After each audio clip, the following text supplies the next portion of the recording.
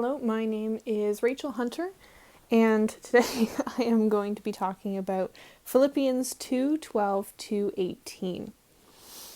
So, to begin, the first thing that I really noticed was at the very beginning of this section. It says, "Therefore, my dear friends, as you have always obeyed, not only in my presence, but also much more in my absence, continue to work out your salvation with fear and trembling." So what I really got from that is that Paul has been in Philippi with the people, and he has noticed how strong they are in their faith, and he is telling them to continue with that even in his absence. So even while he's not there, and that's really a big thing, is we have to be strong even when we don't have big Christian leaders to lead us. And that's really an important part of our faith. God is the one who is leading us, and we are not dependent on our Christian leaders to show us how to do everything. We are supposed to look into it on our own and do some things on our own without the influence of other people. It also says in verse 14, "Do everything without grumbling or arguing." So this is something that is so big in the church. There is a lot of arguing, especially about like political and opinion differences, that people have big arguments in the church between members of the church and pastors and all that sort of thing. And it is so hard for a church that has so much arguing and grumbling and gossip in it to stay strong, and for the people inside it to continue looking to God in those situations. And Paul is warning us against that. In my version of the Bible, it says, it gives us a false impression of Christ, because we are not looking to Christ when we are arguing. We are not trying to be like Christ when we are arguing.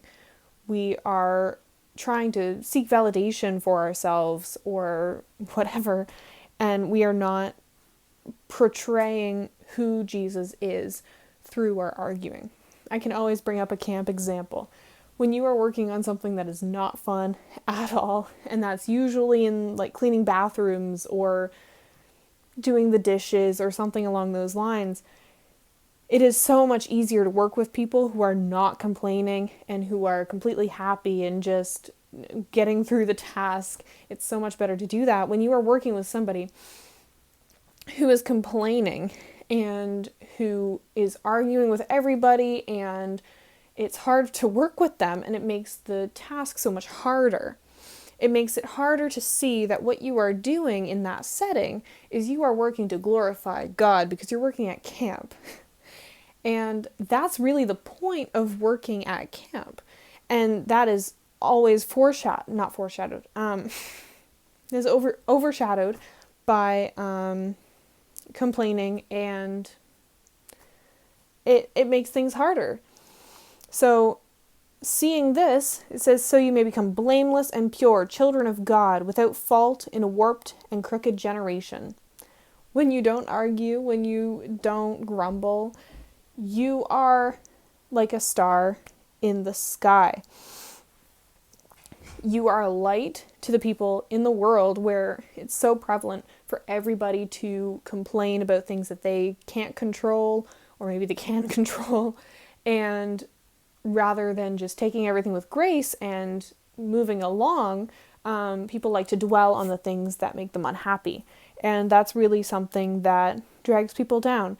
And as Christians, we are called not to do that. We are called to not argue or grumble and to do things without that, so that we can be stars in the sky, a light in the darkness for people in this dark world. Paul is currently in prison, and he is content with the fact that even if he has to die, he is totally committed to dying for the cause of Jesus Christ, because he believes wholeheartedly, and he really wants to share this with the Philippians. So I am going to pray. Dear God, thank you so much for this day. Thank you that the sun is currently shining, and thank you for the cherry tree that's right outside my window that I really love. Lord, thank you even in this lockdown that you are working, Lord, and you are showing yourself to so many people. Lord, I pray for our essential workers, that you will be with them as they work in this pandemic, and that you will keep them safe, Lord. I pray for everybody at home who's doing online school. It's so much harder than it was last year, and I find it personally a lot harder than going to school. And I pray, Lord, for everyone's mental health as well. It's really hard for some of us to be at home without anybody else around us, Lord, and I pray that you will be with us through that. Thank you so much for everything you do, Lord. In your name I pray. Amen.